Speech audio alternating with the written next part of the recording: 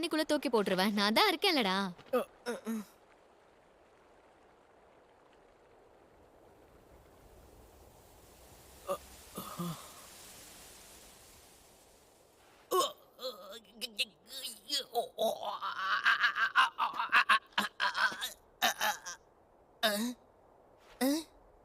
Soda புட்டி, இப்ப நீ உள்ள வா. இப்ப எப்படி இருக்க?